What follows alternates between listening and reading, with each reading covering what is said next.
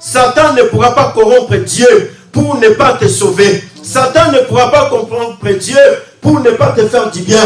Frère, Satan peut corrompre tout le monde, mais il ne saura pas corrompre Dieu pour ne pas te délivrer.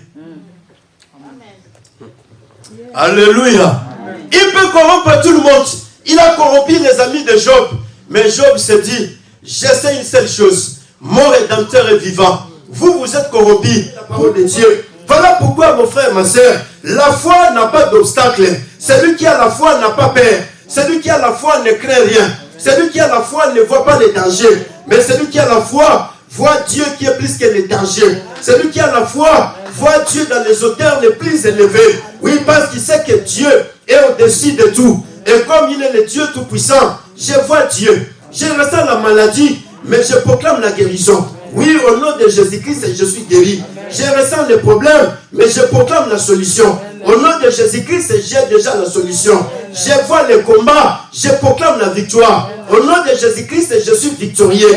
Oui, je vois les échecs, je proclame la réussite. Avec Jésus-Christ, je réussis. Oui, je proclame, mon frère, ma soeur. Je proclame la gloire. Je ne proclame pas les faillites. Je suis en train de passer dans la prison. Je suis comme Paul et Silas, mais je fais de la prison une cellule de prière. Oui, parce que c'est ici où la gloire de Dieu va descendre.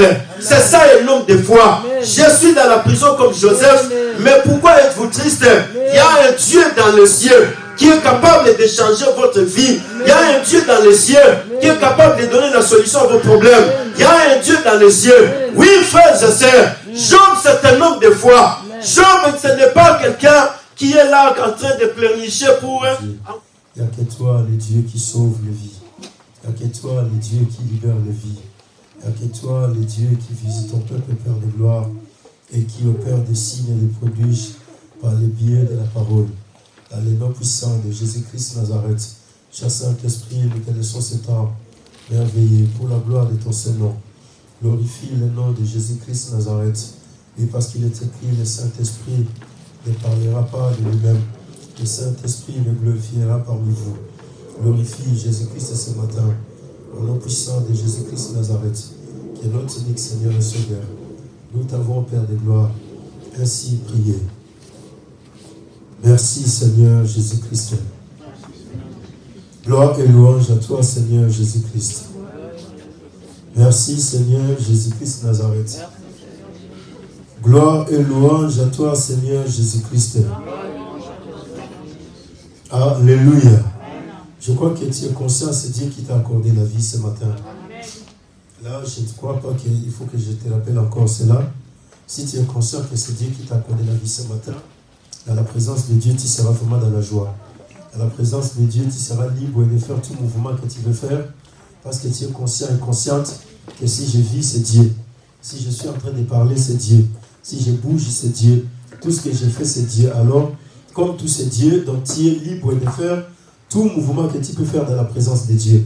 Tu es libre d'acclamer, tu es libre de sauter, tu es libre de saluer les frères qui à gauche, à droite. Tu es libre de serrer la main du frère, de la sœur qui à gauche, à droite. Tu es libre de faire tout mouvement dans le local. Tu es libre de te déplacer, dire bonjour à ton frère, bonjour à la sœur, dire bonjour à tout celui qui est à gauche, à droite. Donc tu es libre de le faire. Parce que tu reconnais que c'est Dieu qui m'a donné la vie. Alléluia. C'est Dieu qui a fait que je sois là ce matin. C'est Dieu qui a permis que je voie mon frère ce matin. Penser et puis à saisir la pensée de Dieu. Il faut le faire. Il faut serrer la main du frère, serrer la main de la sœur que tu n'as pas vu tout au long de la semaine. Et tu te retrouves avec lui à côté le dimanche matin. Tu dois être dans la joie. Donc tu dois vraiment lui serrer la main, lui dire je suis dans la joie de te revoir encore en ce jour d'aujourd'hui. Parce qu'il y a plusieurs qui se sont fixés des rendez-vous. Malheureusement que ces rendez-vous ont été avortés. Et on nous donnera de multiples raisons.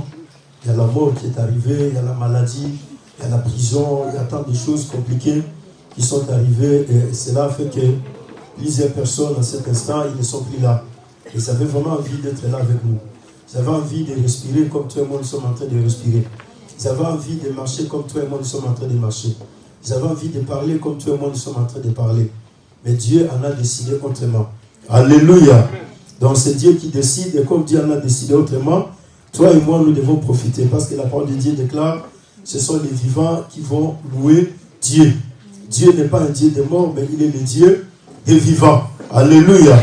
Voilà, que Dieu nous bénisse richement dans les noms puissants de Jésus-Christ Nazareth. Je suis heureux de te retrouver ce matin. Oui, je suis heureux de te revoir en bonne santé ce matin. Nous allons avancer, nous allons lire la parole de Dieu dans le livre de Job, chapitre 19. Gloire au Seigneur. Si tu peux te mettre debout pour la lecture de la parole de Dieu, ça va aussi te faire du bien. Tu bouges un tout petit peu. Et ça va t'aider à chasser le froid et à chasser la lourdeur, à chasser tout ce qu'il y a. Faire un petit mouvement, ça va t'aider. Job, chapitre 19.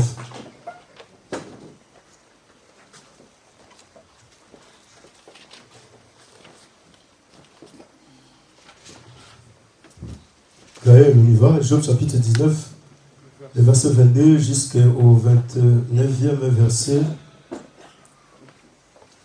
Je lis la parole au nom de Dieu. Pourquoi me poursuivre comme Dieu me poursuit? Pourquoi vous me montrez insatiable de ma chair? Oh, je voudrais que mes paroles fussent écrites, qu'elles fussent écrites dans un livre. Je voudrais qu'avec un burin de fer et avec du plomb, elles fussent pour toujours gravées dans les rocs. Mais je ne sais que mon Rédempteur est vivant et qu'il se lèvera le dernier sur la terre. Quand ma peau sera détruite, il se lèvera quand je n'aurai plus de chair. Je verrai Dieu, je ne le verrai, et il me d'un autre. Mon âme languit d'attente au-dedans de moi. Vous direz alors pourquoi poursuivrons-nous, car la justice de ma cause sera reconnue. Craignez pour vous le glaive, les châtiments par les glaives sont terribles, et sachez qu'il y a un jugement. Parole du Seigneur. Parole du Seigneur. Je fais la lecture, il y a certains qui n'ont pas été là-bas. Job, chapitre 19, le verset 22e jusqu'au 29e verset. Donc c'est là où nous sommes en train de faire la lecture des Corinthiens, chapitre 8, le 7e verset. Et nous allons avancer avec le Saint-Esprit de Dieu ce matin. Gloire au Seigneur. Il est écrit dans le livre des 2 Corinthiens, chapitre 8, le 7e verset. Si tu peux faire la lecture. De même, vous excellez en toutes choses. De même, vous excellez en toutes choses. En toutes choses, en foi, en parole. Vous excellez en toutes choses, en foi, en parole, en connaissance, en zèle, en tous égards, dans votre amour, pour nous, faites en sorte d'exceller aussi cette œuvre de bienfaisance. Faites en sorte d'exceller aussi dans cette œuvre de bienfaisance, parole du Seigneur. Alléluia. Voilà, nous avançons avec le Saint-Esprit de Dieu. Nous parlons d'un thème très capital que le Saint-Esprit nous a révélé, exceller dans sa destinée.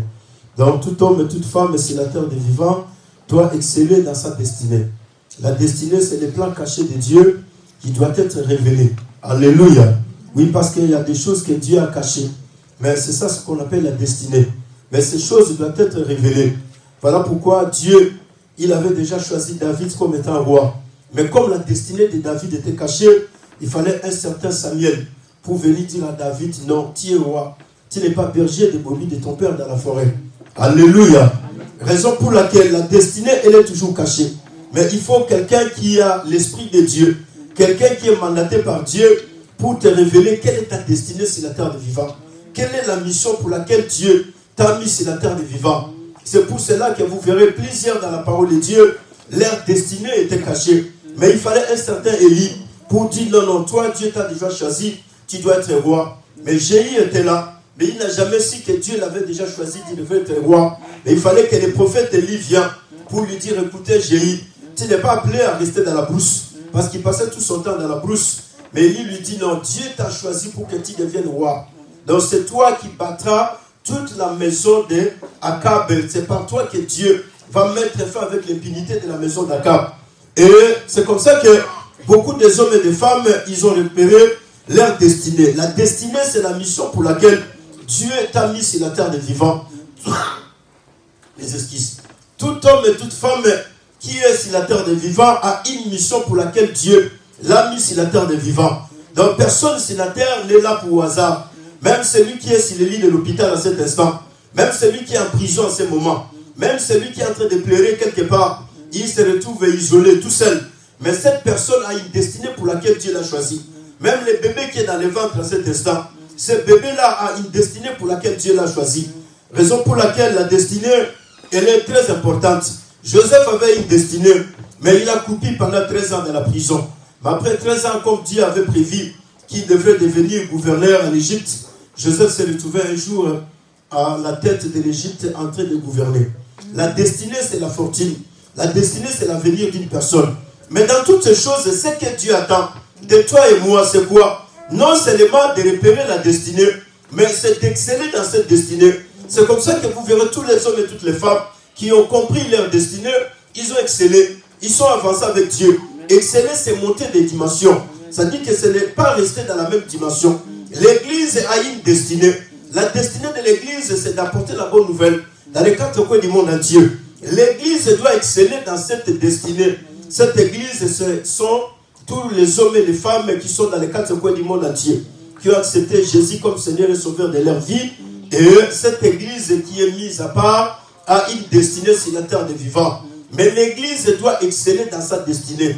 Exceller, c'est monter des dimensions. Exceller, c'est augmenter les niveaux. Alléluia. Je ne sais pas si tu me comprends. Paul dit ceci aux Corinthiens. Comme vous excellez en toutes choses, excellez aussi dans la foi. Donc l'église doit exceller en toutes choses. L'église ne peut pas rester une église de médiocrité. Non, l'église doit exceller. Parce que le Dieu dont nous servons, c'est un Dieu d'excellence. Mais pour exceller, il faut comprendre la pensée divine de Dieu. C'est comme ça que le jour où Dieu va se rencontrer avec cet homme qui était l'aveugle né. L'aveugle né, Jésus va le rencontrer.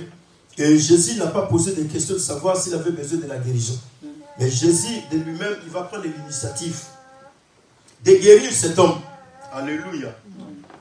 Vous allez m'excuser tout de suite. Jésus lui-même prend l'initiative de guérir cet homme. Et quand Jésus prend l'initiative, tout le monde tout autour de Jésus, ils ont posé la question de savoir qui a péché pour que cet homme soit né aveugle. Mais non, c'était la question qu'on avait posée à Jésus. Et Jésus va donner la réponse. Ni son père, ni sa mère, ni lui-même, ni ses ancêtres n'ont jamais péché pour qu'en fait qu'il soit né aveugle.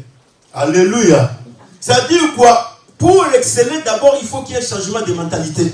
Si la mentalité ne change pas, il est difficile d'exceller dans la vie. Si on reste avec la même mentalité, pourquoi? Parce que chez les Juifs, quand il y a une situation qui arrive, pour eux, ils voyaient que c'était des choses comme ça, les péchés. C'est le péché qui a fait que cet homme soit né aveugle. Mais Jésus dit non. Ça, c'est pour que la gloire de Dieu soit manifestée. Alors, comme c'est pour la gloire de Dieu, moi, je suis là pour cela. Comme je suis venu pour ça, c'est voilà pourquoi que je vais faire quelque chose pour cet homme. Jésus dit, tant que je suis encore sur la terre, je suis la lumière du monde. Comme lui, il est aveugle, moi, je suis la lumière, je vais faire quoi? Je vais lui ouvrir les yeux. Et quand je vais lui ouvrir les yeux, c'est comme ça qu'il va commencer à voir les choses clairement, parce qu'il ne voit pas bien. Alléluia. Alors, c'est comme ça que mon frère, ma soeur, là-bas où nous sommes en train de lire dans les livres de Job, c'était Job avec ses amis. Job, il avait 4 amis qui étaient les plus proches de sa vie. Il a grandi avec eux. Il a vécu avec ses amis. Il se partageait la vie. C'était des amis intimes de Job. Mais quand la situation a commencé à basculer dans la vie de Job, les choses étaient devenues compliquées. Job, il a perdu ses enfants. Job, il a perdu toute richesse. Job, il a perdu sa santé. Job, il a perdu tout ce qu'il avait, mon frère, ma soeur. Tu connais très bien les textes. Satan, il est venu, il a tout touché. Il n'a rien laissé. Il a tout pris. Et tout est parti. Job, il est resté qu'avec sa femme. Et la femme qui est restée avec Job, Satan va les corrompre davantage. Satan lui dit, écoutez, ton mari veut continuer à rester toujours intègre avec Dieu. Il veut continuer toujours à servir Dieu. Il veut continuer toujours à aimer Dieu. Mais il ne voit pas la souffrance qu'il a dans son corps. Dis-lui d'insulter Dieu afin qu'il puisse mourir. Ça devient compliqué, hein? Alléluia. J'ai tout perdu. Et à la fin, On me demande d'insulter Dieu pour que je puisse mourir. Alors, quand je vais insulter Dieu, ma destination c'est où? Je vais en enfer. Vous voyez comment est-ce que le diable il fait les choses, hein? Alléluia. Mais écoutez, comme cela n'a pas réussi, Job va répondre à sa femme. Il lui dit non. C'est Dieu qui m'a donné et Dieu il a repris. Pourquoi ne peut-il pas accepter les choses? Quand nous avons réussi les bonnes choses entre les mains de Dieu, nous étions dans la joie. Maintenant que la situation a changé, on doit continuer toujours à adorer Dieu. On ne va pas se mettre en colère contre Dieu. Et le diable, il échoue. Quand il échoue, il s'en va. Lui, il a toujours été comme ça. Quand il échoue quelque part, il doit quitter. Quand il quitte, il s'en va. Mais en allant, il ne va pas se reposer. Parce que lui, il doit toujours chercher comment je vais faire les choses pour mettre cet homme les bâtons au loup. Et qu'est-ce qu'il va faire? Il va contacter les amis de Job. Et il fasse tous les autres. Le diable va les contacter. Et quand le diable les contacte, et il fasse tous ces autres-là, ils vont commencer à mettre la pression sur Job. Job, dis-nous pourquoi tu es en train de souffrir. Alléluia. Je crois que ça serait important que tu puisses lire ce passage. Ça va t'aider à comprendre certaines choses. Dans le même texte, là où nous sommes, Job chapitre 19, je vais lire des versets tout simplement. Et le reste, on va compléter après. Dans le livre de Job, chapitre 19, les premiers versets jusqu'au 4e verset. Écoutez ce que la parole de Dieu nous dit. Job prit la parole et dit: jusqu'à quand affligerez-vous mon âme et m'écraserez-vous de vos discours? Voilà 10 fois vous m'outragez. N'avez-vous pas honte de m'étourdir ainsi? Si réellement j'ai péché, seul j'en suis responsable. Pensez-vous me traiter avec hauteur? Pensez-vous démontrer que je suis coupable? Sachez alors que c'est Dieu qui me poursuit et qui m'enveloppe de son filet. Alléluia. Job est contrarié par ses amis. Dans l'autre temps, il souffre. Il a perdu tous ses enfants. Il a perdu tout ce qu'il avait. Il a perdu sa santé. Mais les amis de Job, au lieu de lui aider à avancer dans la foi, au lieu d'aider Job à le soutenir pour que Job puisse aller de l'avant, les amis de Job, ils vont commencer à enfoncer Job. Et quand ils vont commencer à enfoncer Job, Job se retrouve dans un désespoir. Et dans ce désespoir, Job ne sait pas qu'est-ce qu'il va pouvoir faire. Job ne voit pas comment je vais me défendre. Job ne sait pas comment je vais me justifier. Job ne sait pas comment est-ce que je vais exposer ma situation. Et qui pourra comprendre ce que je suis en train de vivre? Alléluia. Oui, écoutez mon frère, ma soeur, les choses sont toujours comme ça dans la vie. La souffrance, quand elle arrive, chacun de nous a sa façon dont Dieu lui fait passer par certaines souffrances. Chacun de nous a sa façon dont Dieu va te faire passer par certaines épreuves, par certaines difficultés, par des moments un peu beaucoup plus compliqués de l'histoire de ta vie. Mais à un moment donné, de gauche à droite, tu pourrais aussi te retrouver avec quelques personnes qui vont pouvoir te soutenir pour avancer dans la foi. Mais tu pourras te retrouver aussi avec certaines personnes qui ne vont pas accepter de te soutenir pour avancer. Ils vont vraiment chercher par tous les moyens à t'enfoncer davantage pour que tu puisses te perdre. Mais ce qui est important, Job dans cette situation, voilà pourquoi le dimanche passé nous avons dit ceci: l'Église est appelée à exceller dans la foi. Alléluia. L'Église doit exceller dans la foi. Paul dit exceller dans la foi. C'est pour cela que nous devons exceller dans la foi, mon frère, ma soeur. Oui, parce que nous allons nous retrouver avec des épreuves. Nous allons nous retrouver avec des circonstances difficiles à supporter humainement parlant. Nous allons nous retrouver avec des choses compliquées, des batailles, des combats. Nous allons nous retrouver avec des attaques de gauche à droite. Mais si on n'a pas la foi, il est difficile d'avancer avec le Seigneur. Si on n'a pas la foi, il est difficile de tenir debout. Si on n'a pas la foi, il est difficile, mon frère, ma soeur, de continuer à prier. Si on n'a pas la foi, il est difficile de proclamer le nom de Jésus-Christ Nazareth. C'est pour cela que la parole de Dieu nous dit: excellez dans la foi. L'Église doit exceller dans la foi. Si l'Église n'excelle pas dans la foi, le diable il va continuer à tout manigancer. Il va manipuler le peuple de Dieu. Oui, à laisser le peuple dans des pensées qui sont toujours négatives. Mais écoutez, Job il va comprendre. Je suis désespéré. Alléluia. Oui, Job est dans un désespoir qui est sans limite. Mais dans ce désespoir, il y a quelque chose qui est en train de triompher. Il est dans le désespoir. Il est perdu, humainement parlant. Il ne sait pas comment faire les choses. Mais il y a quelque chose qui est en train de naître dans le désespoir de Job. Il y a quelque chose qui est en train de s'augmenter. oui, dans cette situation chaotique de la vie de Job, la parole de Dieu dit ceci. Job, il va commencer à parler. Oh, je voudrais que mes paroles fussent écrites, qu'elles fussent écrites dans un livre. Je voudrais qu'avec un birin de fer et avec du plomb, elles fussent pour toujours gravées dans les rocs. Mais je sais que mon Rédempteur est vivant et qu'il se lèvera le dernier sur la terre.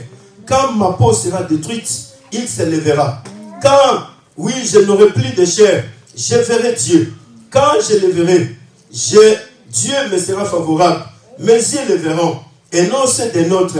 Mon âme languit au-dedans de moi. Vous direz alors, pourquoi le poursuivions-nous? Car la justice de ma cause sera reconnue. Craignez pour vous les glaives. Les châtiments par les glaives sont terribles. Et sachez qu'il y a un jugement. Job est en train de parler à Eliphaz, qui est son ami plus proche. Job est en train de parler à ses 4 amis, qui étaient des amis plus proches. Mais écoutez ce qui est important.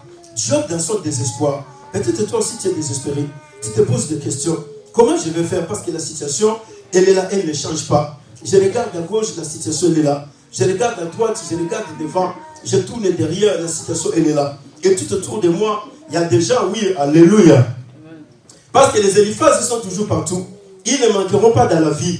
Mais écoutez, dans cette situation du désespoir de Job, il y a quelque chose qui est en train de naître. Qu'est-ce qui est en train de naître? C'est la foi de Job qui est en train de naître. Job, dans cette situation difficile, Job, dans cet état de désespoir, Job, dans cet état de délabrement, Job, il est perdu humainement par là. Il ne sait pas quoi faire. Parce que les enfants sont partis. La santé est partie. L'école est restée avec la maladie.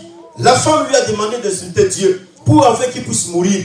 Les amis de Job ne le laissent pas tranquille. Ils continuent à l'enfoncer davantage. C'est pourquoi toi, Job, tu continues toujours à être intègre devant Dieu. Mais tu vas continuer à servir Dieu jusqu'à quand? Il fallait que tu puisses abandonner. Parce que les choses qui t'arrivent, nous, on ne croit pas que cela pourrait t'arriver. Toi qui es intègre, Dieu t'a témoigné. Toi qui es un homme qui craint Dieu, Dieu il t'a témoigné même devant Satan. Mais comment ta situation est comme ça? Les choses ne marchent pas. Écoutez mon frère et ma soeur, nous vivons dans ce monde-là. Les coéquipiers de Job, les collègues de Job, les amis de Job, qui étaient très bien avec Job, mais quand les choses deviennent compliquées, ils vont abandonner Job. Ils vont commencer à le faire reculer en arrière. Mais ce qui est important, qu'est-ce qu'il y a? Il y a quelque chose qui naît dans Job. Ce qui est en train de naître, c'est quoi? C'est la foi de Job. La foi de Job va commencer à parler. La foi de Job va commencer à crier. La foi de Job, oui frères et sœurs, nous devons comprendre une chose très simple. Le diable, depuis qu'il a été diable, il n'a jamais combattu la richesse des gens sur la terre des vivants. Oui, parce qu'il y a des fois où on nous dit non, Satan a sa richesse. Satan n'a jamais combattu la richesse des gens. Depuis que Satan est Satan, il n'a jamais combattu la richesse. Alléluia. Depuis que Satan est Satan, il n'a jamais combattu les choses que nous disons que Satan est en train de combattre. Il y a une seule chose que le diable a toujours combattu dans la vie des hommes, c'est la foi. Raison pour laquelle, vous verrez quand il est venu réclamer Pierre, Jésus a prié. Après avoir prié, Jésus lui dit, Simon, Simon, j'ai vu Satan te réclamer. Il voulait te détruire comme on est en train de détruire les froment. Mais j'ai prié pour toi, afin que ta foi ne défaille point. Oui, frères et sœurs, Satan ne réclame pas toutes les choses que nous voyons sur la terre, parce qu'il n'en a pas besoin. Satan, ce qu'il a besoin, c'est ma foi. Si ma foi est détruite, c'est fini. Parce que Satan, il sait qu'avec la foi, j'ai encore la capacité de continuer la marche avec Dieu. Avec la foi, j'ai encore la capacité d'adorer Dieu, même si les choses sont compliquées. Avec la foi, j'ai encore la capacité de lire la parole de Dieu. Avec la foi, j'ai encore la capacité, oui mon frère, de méditer la parole de Dieu. Mais si je perdais la foi, même cette parole pour la lire, ça devient un problème sérieux. Si je perdais la foi, même cette parole pour la méditer, ça devient sérieux. Même si je perdais la foi, pour pouvoir adorer Dieu, ça devient un problème. Raison pour laquelle Satan, il combat la foi. Satan, il sait que si tu as la foi, tu vas t'élever et tu vas continuer la marche. Si tu as la foi, tu te mettras debout et tu vas proclamer. Voilà pourquoi ici, nous voulons parler de la déclaration de la foi. Job, il va commencer à déclarer. Job ne s'est pas laissé faire. Job ne s'est pas laissé dans les intimidations. Job ne s'est pas laissé abattre, frères et sœurs. Mais Job, il va dire ceci. J'ai fait que mes paroles, ces paroles que je suis en train de prononcer aujourd'hui, que ces paroles restent écrites dans un livre. Je voudrais qu'avec un birin et un plomb de fer, que ces paroles soient gravées sur les rocs. Alléluia. Oui, afin que toutes les générations. Voilà, aujourd'hui, nous sommes en train de lire ça. Afin que toutes les générations qui vont venir puissent lire cela. Voilà pourquoi aujourd'hui, beaucoup des enfants de Dieu dans les 4 coins du monde entier sont tristes parce que la foi est partie. Beaucoup des enfants de Dieu dans les 4 coins du monde entier sont désespérés parce que la foi est partie. Beaucoup des enfants de Dieu dans les 4 coins du monde entier sont dans la détresse parce que la foi est partie. Mais écoutez, frères et sœurs, tu n'as pas besoin d'être triste, mais ce que tu as besoin, c'est de prier Dieu, augmente-moi ma foi, parce que j'ai besoin d'avancer. Oui, écoutez, ce qui est important, c'est ça. Le diable ne viendra pas combattre tout ce que toi tu as, mais le diable, il combattra ta foi. Quand il va te combattre, il va combattre ta foi, et que tu perds la foi, c'est fini, lui, il est gagnant. Alléluia.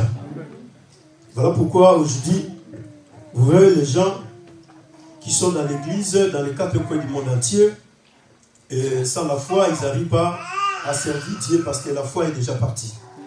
Et les épreuves sont là, les difficultés sont là, les problèmes de la vie sont là, parce que tous les jours de notre vie, nous allons affronter des épreuves. Tous les jours de notre vie, nous allons affronter des difficultés. Tous les jours de notre vie, nous allons nous retrouver avec des situations compliquées. Chacun de nous, Dieu lui fera passer là où il veut. Il y a des ceux qui vont passer par des maladies incurables. Il y a des ceux qui vont passer par des situations compliquées. Il y a des ceux qui vont passer dans des situations difficiles, comme Abraham et sa femme Sarah, qui vont passer par 25 ans de stérilité sans enfant. Alléluia. Comme Isaac et sa femme Rebecca, qui vont passer 20 ans sans enfant. Et chacun de nous va passer par un chemin quelconque avec Dieu. Dieu, il a fait passer Joseph pendant 13 ans dans la prison. Un petit garçon de 17 ans. Il entre en prison à l'âge de 17 ans. Il sort à l'âge de 30 ans.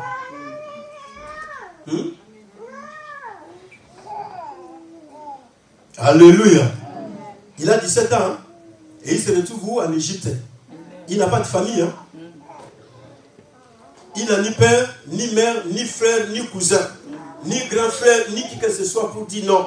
Écoutez, je suis en prison, si tu veux m'amener du pain. Mais il est en prison. À l'âge de 17 ans.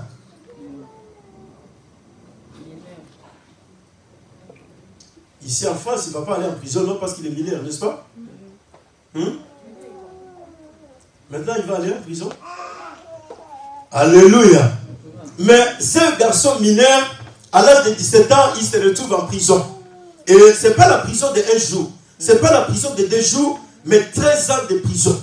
Il est là en train de couper la prison. Mais dans la prison, Joseph, il va garder la foi. Dans la prison, Joseph se réveille le matin. Il regarde tous les autres prisonniers. Il va leur poser la question de savoir, pourquoi êtes-vous triste? Mais lui-même, il est prisonnier. Un prisonnier qui pose la question à d'autres prisonniers, pourquoi êtes-vous triste? Et dans l'entretemps, lui, il n'a pas de famille en Égypte. Mais les autres prisonniers qui sont en prison, ils ont des familles. Comment ça se passe? Je n'ai personne ici. Je suis un garçon de 17 ans. Toute ma famille est restée en Canaan. Je suis ici pour des raisons, des choses compliquées que mes frères ont fait. Et je me retrouve maintenant, je suis en prison. Écoutez, mon frère, ma soeur, si on perd la foi, c'est fini. Le diable, il va totalement nous écraser. Si on perd la foi, c'est fini. Le diable, il va totalement nous broyer. Si on perd la foi, c'est fini. Joseph se réveille le matin. Il regarde les prisonniers. Il voit qu'ils sont tous tristes. Mais pourquoi êtes-vous tristes? Ah non, oui, j'ai fait un rêve. J'ai rêvé ceci. L'autre dit, j'ai fait un rêve. Joseph leur dira, il y a un Dieu dans les cieux qui est capable de donner l'interprétation de vos songes. Un garçon de 17 ans, mais il a pleinement confiance au Dieu d'Abraham. Il a pleinement confiance au Dieu d'Isaac. Il a pleinement confiance au Dieu de son père Jacob. Il dit, il y a un Dieu dans les cieux qui est capable de donner l'interprétation de vos songes. Mais moi, je ne suis pas capable. Mais il y a un Dieu. Alléluia. Voilà pourquoi l'église doit exceller dans la foi. Oui, mon frère, ma soeur, chacun de nous, Dieu nous fera passer par un chemin quelconque. Tu dois t'attendre à cela. Dieu, il est Dieu, il reste souverain. Il a fait passer Daniel dans la fosse au lion. Il est parti. Meshach, Shadrach, Abednego se sont retrouvés dans la fournaise au feu. Jésus s'est retrouvé sur la croix. Paul et Silas se sont retrouvés en prison. Pierre s'est retrouvé en prison. Étienne a été lapidé. Jacques a été tué. C'est la parole de Dieu. Hein? Alléluia. Amen. C'est la parole de Dieu. C'est la parole de Dieu. Mais tous ces hommes et toutes ces femmes, c'était des hommes et des femmes de foi. Même s'ils se retrouvaient en prison, ils n'ont jamais perdu leur foi. Même s'ils se retrouvaient dans des situations compliquées. Étienne qui était en train de mourir, mais Étienne dit, j'ai vu le Seigneur assis sur son trône, sans encore élever les Juifs. Je me dis, mais tiens, toi on te dit, mais tu parles encore du même Seigneur pour lequel on est en train de te tuer. Il dit, oui, j'ai vu Jésus assis à la droite du Père, dans la gloire de Dieu. Et ça a encore élevé les Juifs. Ils se sont dit, non, mais ces garçons, nous on croyait qu'il va se taire, mais il continue à parler encore de Jésus. Mais c'est pour Jésus que nous on est en train de te tuer. Mais tu ne peux pas fermer ta bouche. Étienne dit non. Non seulement j'ai vu Jésus, il est assis à la droite du Père. Mais Étienne va encore très loin. Il dit, Père, pardonne-leur, car ils ne savent pas ce qu'ils sont en train de faire. Ça augmente encore la colère. Alléluia. Parce que c'était des hommes et des femmes de foi. Le diable est la chose qu'il a besoin dans ta vie, c'est ta foi. Parce qu'il sait qu'avec la foi, tu vas pouvoir continuer et Dieu, il va intervenir dans tes situations. Avec la foi, tu auras encore cette espérance de faire la marche avec Dieu. Avec la foi, tu vas triompher. La foi, c'est la confiance que nous avons en Dieu. Dieu qui est invisible. Je ne le vois pas. Je n'ai jamais senti Dieu. Je n'ai jamais touché Dieu avec mes deux mains. Je vais circuler tous les laboratoires du monde. Frère, dans aucun laboratoire, je vais trouver Dieu. Tu vas entrer dans toutes les écoles. Aucune école où on va te présenter Dieu. Mais pour voir Dieu, il faut avoir la foi. Oh, la foi, c'est cette main invisible qui nous permet d'entrer dans le monde invisible et de ramener l'invisible dans la visibilité. Dieu lui-même, il a créé le monde par la foi. Que la lumière soit la lumière vie. Dieu, il a créé toutes ces choses par la foi. Visiblement parlant, les choses n'existaient pas. Voilà pourquoi la foi, elle est très importante. Si on n'a pas la foi, c'est comme ça que vous voyez aujourd'hui, l'église est dans le chaos. Il y a des pratiques abominables qui sont à l'église. Pourquoi? Parce que les gens ont perdu la foi. Job, il a perdu les enfants. Job, il a perdu des serviteurs. Job, il a perdu sa santé. Mais il y a la chose la plus importante que Job n'a jamais perdue, c'était sa foi. Job gardait sa foi en Dieu. Job était très rassuré que le Dieu qui a permis que je passe par cette épreuve, Dieu ne m'a pas abandonné. Dieu, il est toujours avec moi. Et comme Dieu est avec moi, Job va proclamer la parole. Je sais une seule chose. Même si j'ai perdu les enfants, même si j'ai perdu ma santé, même si j'ai perdu des serviteurs, mais j'ai quelqu'un que je ne peux jamais perdre. Celui dont je ne peux jamais perdre, c'est mon Rédempteur. Mon Rédempteur est vivant. Mon Rédempteur est encore sur son trône. Mon Rédempteur n'est pas un Rédempteur qui est mort. Oui, les enfants sont morts, mais Dieu est encore sur son trône. Oui, le corps est parti, mais Dieu est encore sur son trône. Oui, les serviteurs sont partis, Dieu reste encore Dieu sur son trône. Et comme il est encore sur son trône, je continue à me confier à Dieu. Je mets toujours ma confiance à Dieu. J'ai tout perdu, mais je ne veux pas perdre Dieu. Oui, mon frère, ma soeur, il est important que tu comprennes. Tu peux tout perdre, mais ne perds pas Dieu.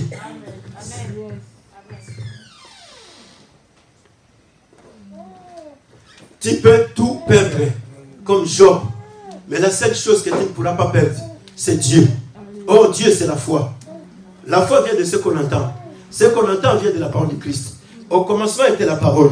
La parole est avec Dieu. Et la parole est Dieu. Tu peux tout perdre, mais ne perds pas la parole de Dieu. Parce que tu ne sais pas dans quelle dimension, oui, dans quel état ou dans quel lieu où la parole de Dieu va intervenir d'une manière dont tu ne comprendras pas. Job va pour commencer à déclarer les choses. Oui, mon frère, ma soeur, nous sommes au temps où tu dois savoir que tu n'as pas besoin de rester là pleurer, mais tu dois savoir déclarer la parole de Dieu. Oui, parce qu'un homme et une femme de foi, ce n'est pas celui qui vit selon l'environnement, mais c'est celui qui vit selon la parole de Dieu. Il ne regarde pas les choses qui l'entourent, mais il regarde Dieu qui est capable d'échanger ce qui est en train de l'entourer. Oui, écoutez une chose très importante que je vais te révéler aujourd'hui. Satan peut corrompre tout le monde dans les quatre coins du monde entier pour te rejeter, comme Job a été rejeté par ses amis. Satan peut corrompre tout le monde, frère, pour t'haïr, comme Job a été haï par ses amis. Satan peut corrompre tout le monde pour te combattre. Oui, comme David a été combattu par Saul. Satan peut corrompre tout le monde pour t'abandonner, comme Jésus a été abandonné tout seul sur la croix. Mais il y a une chose que Satan ne pourra pas corrompre Dieu pour ne pas te sauver. Satan ne pourra pas comprendre Dieu pour ne pas te faire du bien. Frère, Satan peut corrompre tout le monde, mais il ne saura pas corrompre Dieu pour ne pas te délivrer. Alléluia. Il peut corrompre tout le monde. Il a corrompu les amis de Job. Mais Job se dit, je sais une seule chose. Mon Rédempteur est vivant. Vous êtes corrompus pour pouvoir marceler. Parce que vous voulez savoir pourquoi ma souffrance elle est là. Mais il y a quelqu'un qui ne sera pas corrompu. Celui-là, c'est le Dieu vivant. Satan ne pourra pas corrompre Dieu, frère. Voilà pourquoi nous avons la joie. Parce que le Dieu dont nous servons, c'est un Dieu incorruptible. Satan, il peut corrompre notre environnement. Il peut corrompre les amis. Il peut corrompre les collègues, les voisins. Il peut corrompre tout le monde, frère, pour pouvoir nous faire du mal. Mais il y a le Dieu créateur que Satan ne saura pas corrompre. Oui, le Dieu de la parole, le Dieu vivant. Satan ne saura pas le corrompre pour ne pas nous faire du bien. Job était toujours rassuré que l'Éternel est mon Rédempteur. Oui, mon Rédempteur s'élèvera le tout dernier. Oui, tout le monde a déjà parlé, mais Dieu n'a pas encore parlé dans ma situation. Tout le monde a déjà mis un point virgule, mais Dieu n'a pas encore parlé. C'était ça la pensée de Job. Job, pour lui, s'est confié à Dieu, parce que la toute dernière parole qui changera l'histoire de sa vie, c'est la parole qui sortira de la bouche de Dieu. Et comme Dieu n'a pas encore parlé, j'ai continué à espérer. J'ai continué à marcher. J'ai continué à le servir. J'ai continué à rester intègre avec lui. J'ai continué à l'adorer. Oui, parce qu'il est mon Rédempteur. Il s'élèvera le tout dernier, frère. Tout le monde s'est déjà élevé. Mais Dieu ne s'est pas encore élevé. Alléluia. Nous, Rosalie. Tout le monde s'est déjà élevé. Hein? Les charlatans se sont élevés. Les féticheurs se sont déjà élevés. Les sorciers se sont élevés. Les marabouts se sont élevés. Les occultistes se sont déjà élevés. Ils ont dit non, c'est fini pour toi. Mais Job dit non, non, non, non. C'est pas encore fini. Parce que j'attends une parole. Vous avez déjà parlé. Je vous ai déjà écouté. Tout le monde est vivant. Voilà la parole de Job. La déclaration de la foi de Job. Mon Rédempteur est... Ce sont mes enfants qui sont morts. Mais mon Rédempteur est vivant. Ce sont mes serviteurs qui sont morts. Mais mon Rédempteur, il est vivant. Oui, frères et sœurs, tout peut être détruit dans ta vie. Tout peut disparaître dans ta vie. Mais ce qui est important, tu dois garder ton Rédempteur. S'il est encore sur son trône, il est capable de tout faire. Job, vous voyez que Dieu est capable de me rétablir encore. Job, vous voyez, la résurrection avec Dieu, elle est possible. Job ne voyait pas ce qu'il a perdu. Mais Job, vous voyez le Dieu qui est capable de lui redonner encore les choses dont personne n'a la capacité de lui donner sur la terre des vivants. Job, vous voyez, c'est Dieu dans cette dimension. Raison pour laquelle, dans ta vie, tu dois vivre avec des paroles positives.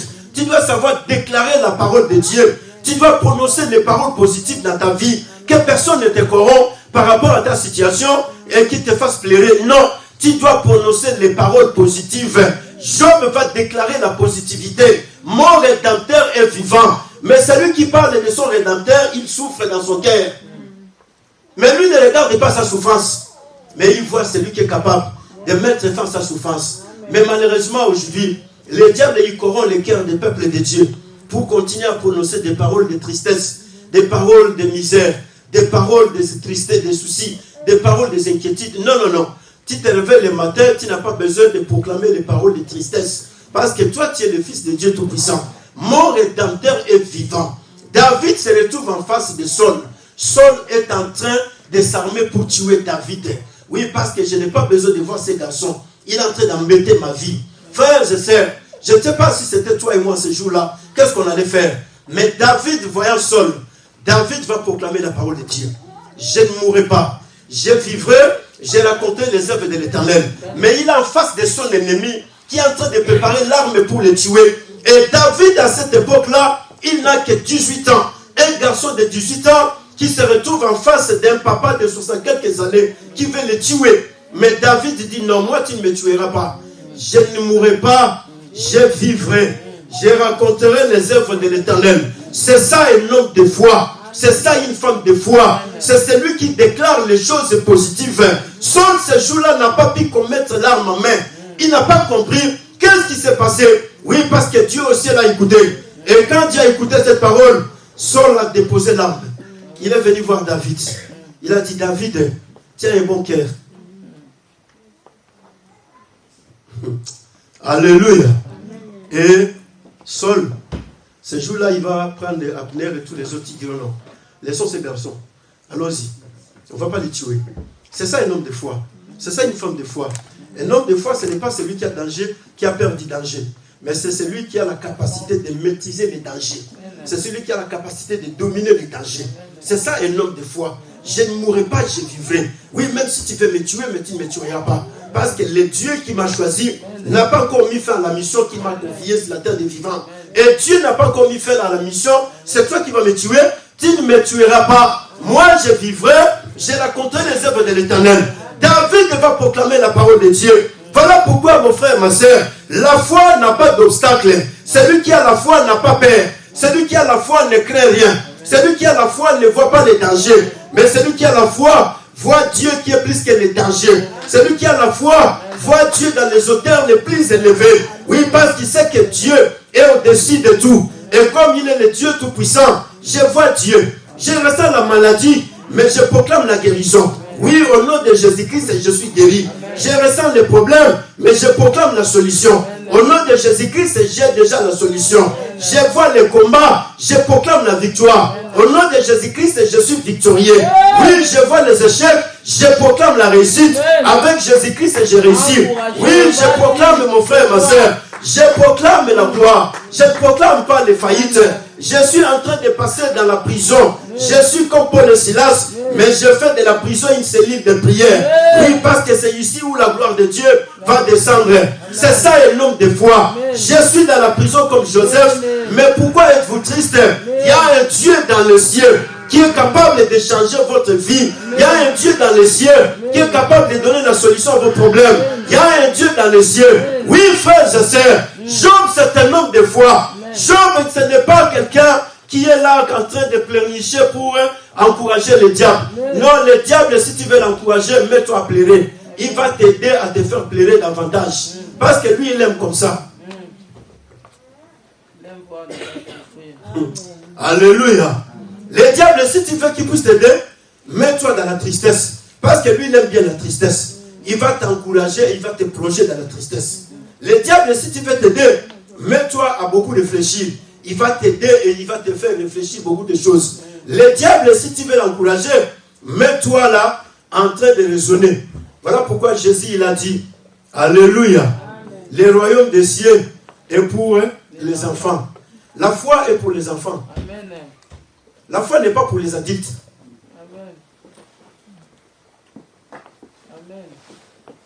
Isan, Godet qui est là, elle se réveille le matin. Maman, j'ai besoin d'iPhone. Quel iPhone? iPhone 15. Godet n'a pas besoin de savoir si sa mère a l'argent ou on n'en a pas. Elle n'a pas besoin. Elle sait que ma mère a l'argent. Donc pour elle, elle est venue, elle parle. Et le lendemain, elle va revenir. Maman, donne-moi l'iPhone que je t'avais demandé. C'est fini, hein? Godet ne réfléchit rien. C'est ça la foi. C'est ça la foi.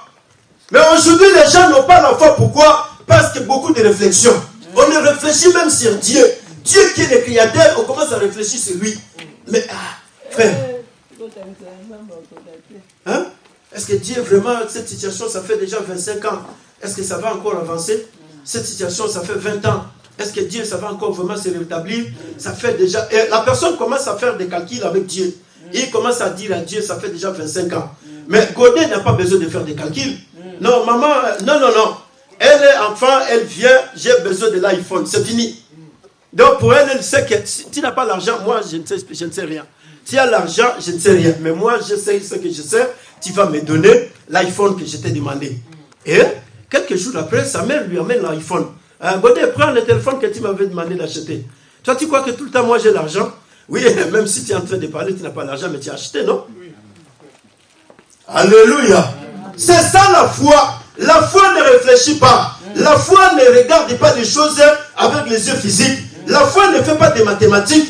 La foi, frère, accepte tout. Je crois à un Dieu qui est invisible, que je ne vois pas avec mes deux yeux, mais j'ai pleinement confiance en ce Dieu, qu'il est capable de changer la situation de ma vie. En une minute, en une seconde, Dieu est capable d'entrer dans cette situation. Je n'ai pas besoin de beaucoup réfléchir là-dessus.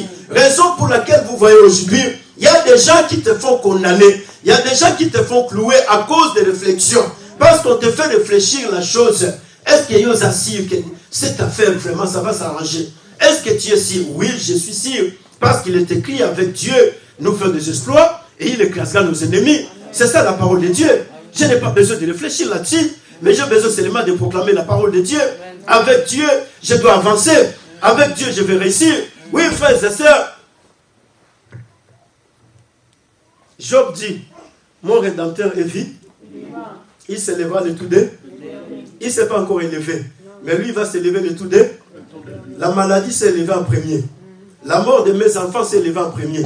La mort des serviteurs s'est élevée en premier. Ma femme s'est élevée en premier. Les diables et tous mes amis se sont élevés en premier. Mais il y a quelqu'un qui ne s'est pas encore élevé. Celui-là, quand il va s'élever, tout va commencer à bousculer. Frère, quand Dieu commence à s'élever dans ta vie, tout commence à bousculer. Même là où les choses ne pouvaient pas se bousculer, tout commence à bousculer. Raison pour laquelle les hommes et les femmes, des fois, personne ne peut les incliner. Les hommes et les femmes, des fois, tu ne peux pas les garder dans une cage. Il est difficile de garder Pierre dans une cage. Il est difficile de garder Paul dans une cage. Il est difficile, frère, de garder Joseph dans une prison pendant beaucoup d'années. Il est difficile. Parce que cet homme, il a fait de la prison le lieu de l'interprétation des songes. Et Pharaon qui est dans sa maison va commencer à écouter qu'il y a un prisonnier qui est hébreu. Mais il a fait de la prison le lieu de l'interprétation des songes. Il y a des prisonniers qui sont là, Paul et Silas, ils ont fait de la prison une cellule de prière. Ils vont dire non, non, non. On n'a jamais vécu de pareilles personnes. Frères et sœurs, l'homme et la femme, des fois, c'est celui qui sait que non. Ici où je me retrouve, c'est la volonté de Dieu. Dieu a permis que cette situation m'arrive à ce moment pour que je puisse démontrer à mon entourage qu'il y a un Dieu qui est vivant. Il y a un Dieu qui est glorieux. Il y a un Dieu qui est capable de tout. C'est pour cela que Dieu a permis que je me retrouve en prison. C'est pour cela que Dieu a permis que je me retrouve dans cette situation. Job va démontrer à Eliphaz, Job va démontrer à Tophaz et tous les autres que mon Rédempteur, oui frères et sœurs, il faut quitter la négativité. Il faut exceller dans la foi. Il faut quitter les pensées négatives. Il faut être positif dans la vie. Parce que c'est ce qui te proclame, c'est ce qui va arriver demain. La parole de Dieu dit ceci. Ce que je crains, c'est ce qui m'arrive. Ce que je crains, c'est ce qui m'arrive. Ce que je redoute, c'est ce qui m'atteint. Or, celui qui a la foi ne craint rien. Même s'il se retrouve devant les dangers, il est comme Jésus. Je vais monter, je vais mourir. 3 jours après. Continuez, non? 3 jours après, je ferai quoi? Oh non. Parlez avec force. Je mourrai. Vous allez m'enterrer. Je vais mourir sur la croix. Après la croix, ça sera la tombe. Après la tombe, je vais rester là-bas pendant 3. C'est un homme de foi qui est en train de proclamer cette parole. Hein? Pendant 3 jours, je resterai sous la tombe. Et après 3 jours, là où vous m'avez tué, c'est là où je vais revenir. Là où vous m'avez rejeté, c'est là où je vais revenir. Là où vous m'avez refusé, c'est là où je vais revenir. 3 jours après, je reviendrai ici à Jérusalem. Là où vous m'avez refusé, je vais y revenir. Là où vous m'avez rejeté, je vais y revenir. Là où vous avez dit non, c'est ici que je vais revenir. Écoutez, frères et sœurs, un homme de foi, c'est celui qui met la pression sur le monde des ténèbres. Mais ce n'est pas celui qui accepte la pression du monde des ténèbres. Lui, il pousse le monde des ténèbres. Il met la pression. Satan t'y a mis dans les cœurs des hommes et des femmes pour qu'ils puissent me crucifier. Mais je vais revenir dans les cœurs de ces hommes et de ces femmes. J'entrerai. Je vais devenir leur Seigneur et Sauveur. Oui, parce que c'est moi qui suis leur Sauveur. C'est moi qui suis leur libérateur. Je vais entrer. C'est là où on te refuse. C'est là où tu dois t'imposer. Alléluia. C'est là où tu dois t'imposer. Je reviendrai. C'est ici là en France où je vais avancer. Ici là où j'aurai une église de 10 millions de personnes. C'est ici là en France. Ici là. C'est ici où je vais triompher. Non, ça ne sera pas en Belgique.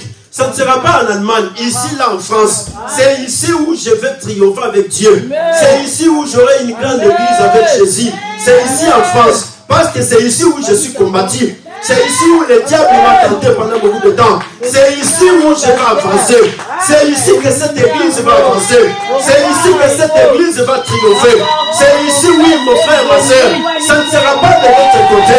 C'est ici, je reviendrai. 3 jours après, je ressusciterai. Oui, c'est ici, mon frère. L'église va ressusciter. Parce que Dieu va l'amener dans la dimension la plus élevée. Voilà pourquoi je viens te dire des choses très importantes. C'est ici. Plus tu avances avec Dieu dans le désert, plus tu oublies les pyramides de l'Égypte. Oui, voilà, c'est ça la parole de Dieu. Plus tu restes à regarder l'Égypte, plus tu vas t'attacher aux pyramides de l'Égypte. Plus Moïse avançait, plus il oubliait les pyramides de l'Égypte. Plus Israël avançait dans le désert, plus ils oubliaient les Égyptiens. Parce que la parole était proclamée. Les Égyptiens que vous voyez aujourd'hui, vous ne les verrez plus jamais. Vous ne le verrez plus jamais. C'est Dieu qui a proclamé la parole, frère. Plus tu avances avec Dieu, plus la maladie s'éloigne de toi. Plus tu avances avec Dieu, plus les échecs restent derrière toi. Tu ne les verras plus. Plus tu avances avec Dieu, plus les problèmes restent loin de toi. Plus tu avances avec Dieu, plus la stérilité te quitte. Plus tu avances avec Dieu, plus les démons te laissent la place de continuer à régner. Oui, parce que le Dieu qui nous appelait, il nous appelait à régner avec lui sur la terre des vivants. C'est ici où je vais régner. C'est ici que tu vas régner. Non, non, non, non, non, non. Il n'y a personne qui peut empêcher Dieu de ne pas opérer des merveilles dans ta vie. Que le Dieu de la parole, oui, te console à cet instant. Dans le nom puissant de Jésus-Christ Nazareth, que Dieu te guérisse totalement. Oui, que ta foi puisse augmenter. Oui, parce que c'est ici, frère. C'est là où on te rejette. C'est là où tu vas te poser. C'est ici où je me pose. Oui, au nom de Jésus-Christ Nazareth, il n'y a aucun sorcier qui va m'empêcher de vivre la gloire de Dieu. Non, les sorciers peuvent corrompre tout le monde, mais ils ne sauront pas corrompre les dieux vivants. Oui, mon rédempteur est vivant. Oui, les sorciers peuvent attaquer tout le monde, mais ils ne sauront pas attaquer Dieu. Dieu est capable d'envoyer 10 millions de personnes ici, même si on attaquait les gens pour ne pas aller à l'église, mais Dieu, personne ne veut l'attaquer. Dieu est capable de prendre cette ville tout entière. Il dit non, aujourd'hui tous vous allez aller là-bas. Frère, ils vont venir ici. Dieu est capable de faire. Où ils sont déjà fatigués. Ceux qui te combattent là, ils sont déjà fatigués. Oui, parce qu'eux, ils ont précédé. Mais ils ne savaient pas qu'il y a quelqu'un qui vient après. Celui qui vient après, c'est lui le créateur. Celui qui vient après, c'est lui le maître de nos vies. Celui qui vient après, c'est lui le maître de l'univers visible et invisible. Mon rédempteur est vivant. Il s'élèvera le tout dernier. Oui, frères et sœurs, Jésus-Christ est vivant. Il s'élève le tout dernier. Quand les hommes s'élèvent, n'ayez pas peur des hommes. Quand les gens cherchent à embrouiller les choses, laisse-les faire les choses. Mais toi, garde ta foi. Reste conscient que non, mon rédempteur est vivant. Il s'élève maintenant en tout dernier ressort. Et quand il s'élève, c'est pour dire, prends ton lit et marche. Oh là là. Prends ton lit et parce que je n'ai personne pour me jeter dans l'eau. Mais maintenant, mon rédempteur est en face de moi. Est-ce que j'ai besoin encore de quelqu'un pour me jeter dans l'eau? Prends ton lit et marche. Jos. Prends ton lit et Alléluia. Est-ce que tu as besoin de pleurer? Est-ce que tu as besoin vraiment de te soucier? Toi qui es fils et fille de Dieu, tout puissant. Si tu as besoin vraiment de te lamenter, tu as besoin de t'inquiéter? Non. Mon rédempteur est vivant. Il se lèvera le tout dernier. Donc tu dois refuser que les gens t'apportent la négativité. Amen. Tu dois refuser tout autour de toi que les gens viennent te dire des paroles qui vont t'enfoncer. Tu dois refuser cela. Job, il en a refusé. Il a dit non. Vous avez parlé, je vous ai écouté. Mais maintenant, j'attends que la dernière personne puisse parler. Celui qui parle bien pour moi, c'est mon rédempteur.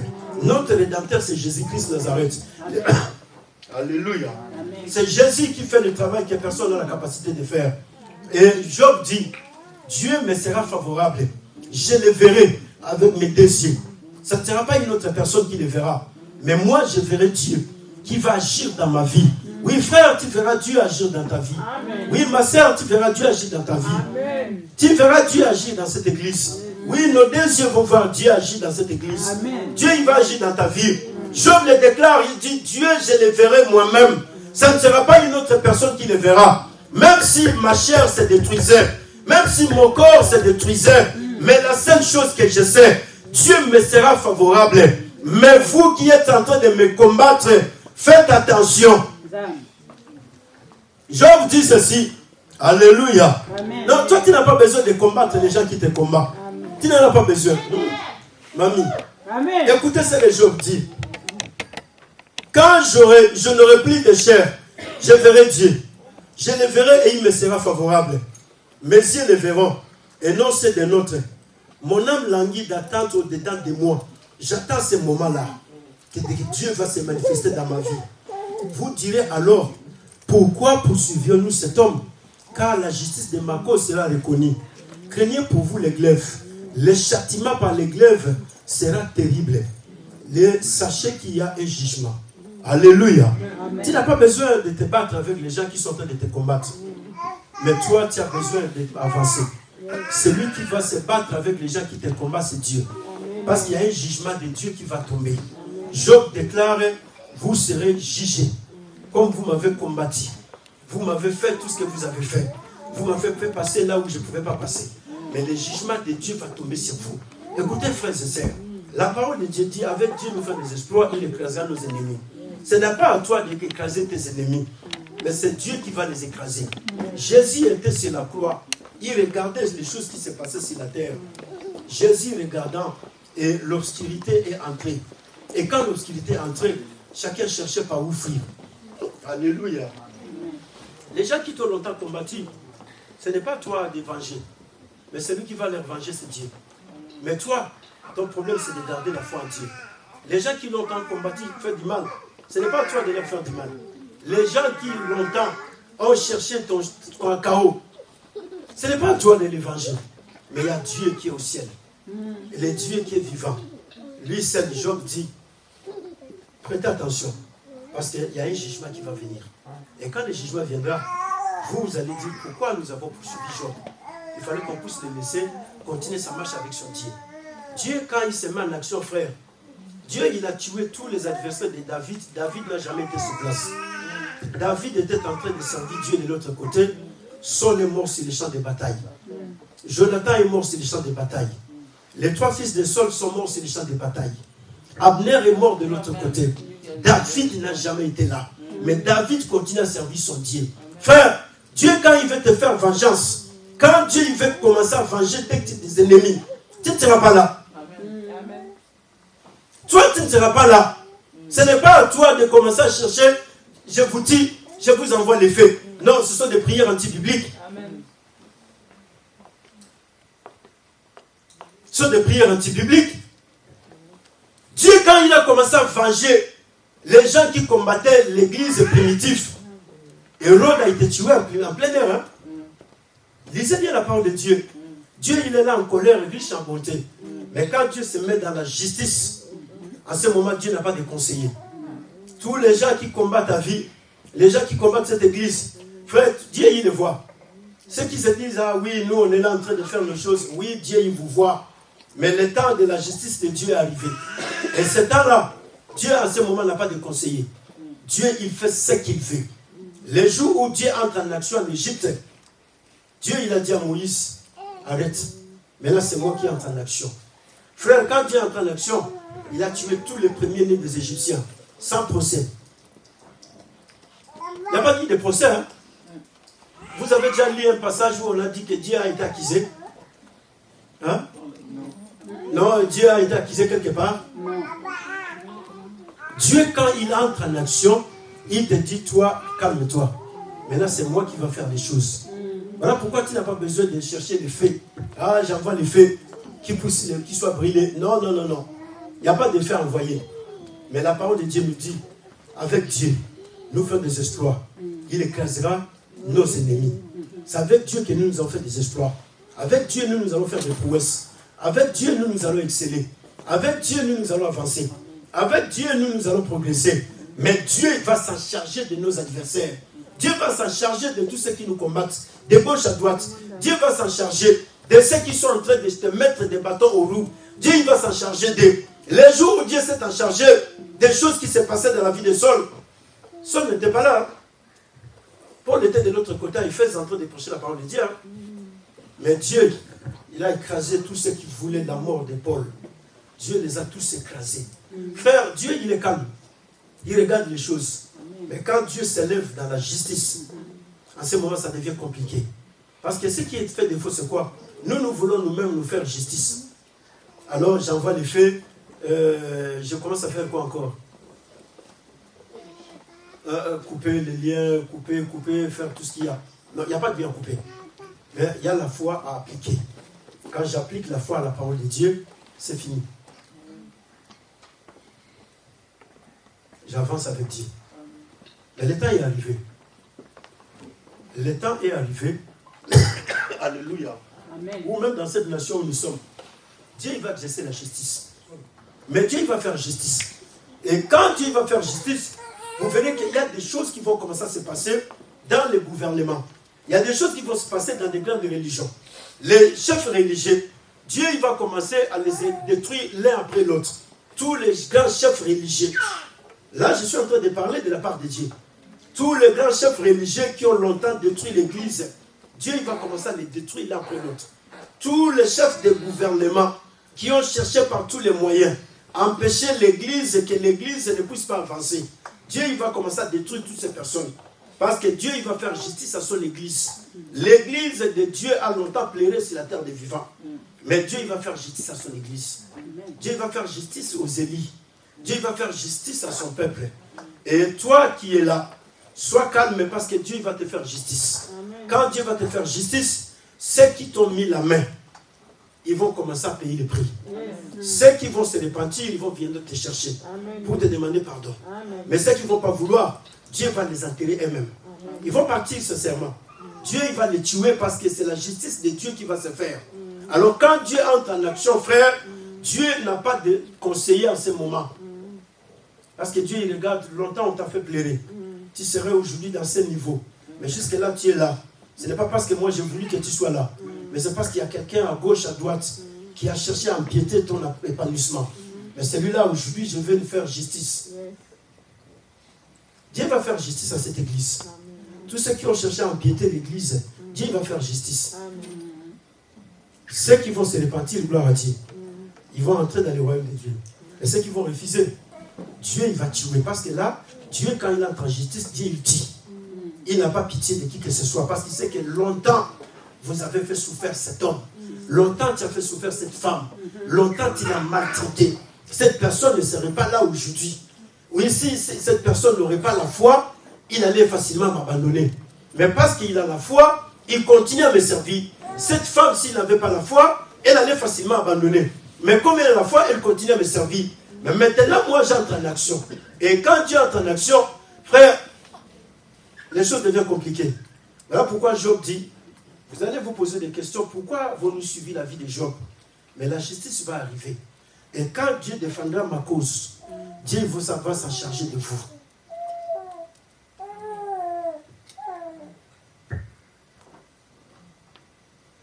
Alléluia. Amen. Dieu va défendre la cause de ces élus. Il y a des élus de Dieu dans les quatre coins du monde entier qui sont en train de pleurer, qui se posent des questions. Dieu, qu'ai-je fait pour que je puisse passer par ces chemins, pour que je puisse mériter ça? Dieu dit non, tu n'as rien fait. Mais j'ai permis que tu passes par là. Et je sais que je vais te faire justice. Mais ceux qui t'ont maltraité, moi je vais faire retomber les jugements sur eux. Toi, je vais te justifier, mais eux, je vais les juger. Dieu, il va justifier l'église. Mais ceux qui ont cherché à combattre l'église, Dieu, il va les juger. Ils vont subir le jugement. Ceux qui ont cherché à combattre ta vie, Dieu, il va les juger. Toi, Dieu va te justifier. Toi, Dieu, il va te justifier. Je le répète. Amen. Dieu, il va te justifier. Amen. Mais ceux qui ont cherché à te faire du mal, Dieu, il va les juger. Et quand Dieu commence à juger, frère, ça devient très dangereux.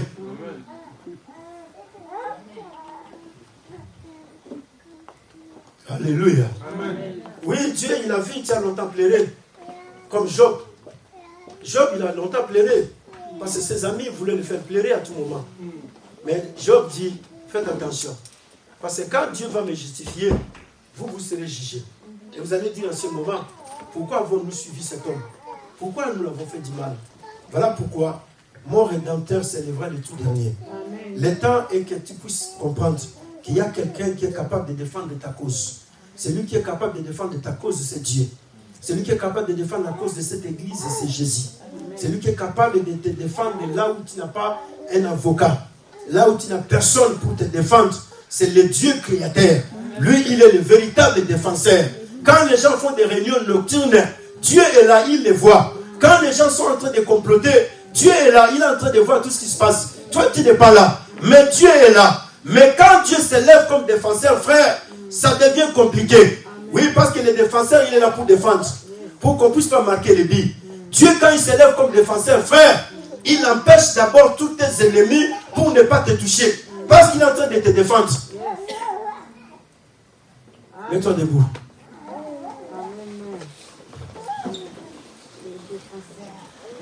Mets-toi debout. Dieu, il va te justifier. Ceux qui n'ont pas voulu te voir sourire, mais Dieu, il va te justifier. Toi, tu vas sourire. Mais eux, là, ils vont pleurer davantage. Ceux qui ont voulu te laisser dans la tristesse, toi, Dieu va te justifier. Tu seras dans la joie. Mais ce sont eux qui vont tomber dans la tristesse. Ce sont eux qui vont tomber dans la détresse. Oui, parce que le temps de Dieu est arrivé. Élève tes mains.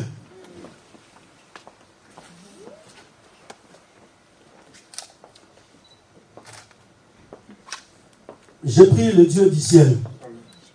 Celui qui est ton Rédempteur. Jésus-Christ Nazareth. Oui, que Jésus défend ta cause. Jésus puisse défendre ta cause maintenant. Que ta cause soit défendue dans les noms puissants de Jésus-Christ Nazareth. Là où les hommes, oui, t'ont longtemps combattu, mais aujourd'hui Dieu t'accorde la victoire.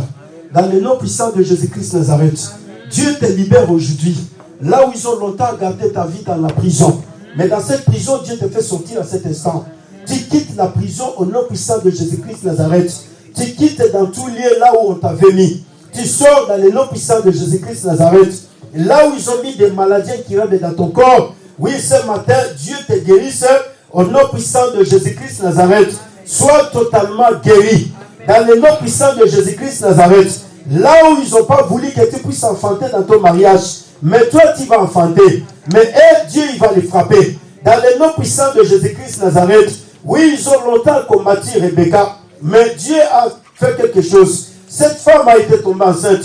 Mais le jugement a été tombé. De l'autre côté, oui, Dieu, il va faire tomber le jugement à tous ceux qui t'ont longtemps fait pleurer. Mais toi, à cet instant, je le déclare, tu enfantes au nom puissant de Jésus-Christ Nazareth. Ceux qui t'ont longtemps combattu pour que tu n'obtiennes pas de papiers dans ce pays. Oui, ils ont refusé, ils ont dit non, non. Toi, on ne peut pas te donner des papiers. Sinon, tu vas pouvoir faire des choses et tu vas avancer. Mais longtemps, tu as pleuré. Mais aujourd'hui, ce n'est plus le temps de pleurer. Le Dieu de la parole qui m'a mandaté ce matin, je viens te déclarer, au nom puissant de Jésus-Christ Nazareth, oui, ce mois ne finira pas.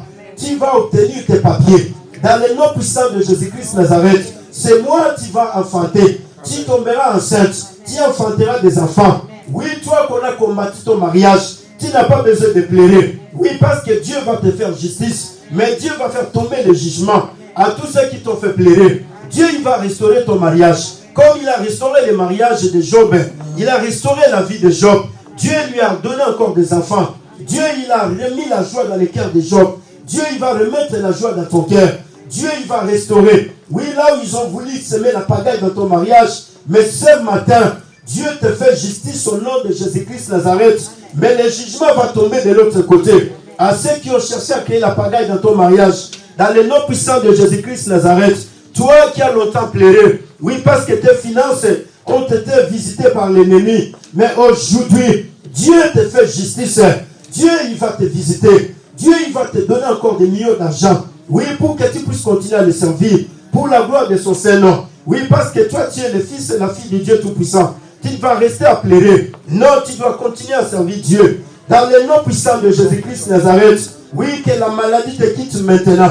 Au nom puissant de Jésus-Christ Nazareth. Sois totalement guéri. Que la tristesse te quitte maintenant. Oui, parce que tu n'es pas appelé à vivre dans la tristesse. Au nom puissant de Jésus-Christ Nazareth. Que la détresse te quitte maintenant. Oui, que toutes les forces spirituelles te quittent maintenant. Au nom puissant de Jésus-Christ Nazareth. Et que la gloire de Dieu, oui, puisse couvrir ta vie maintenant.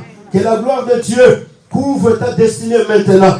Que la gloire de Dieu couvre ta force maintenant. Que la gloire de Dieu couvre ta famille.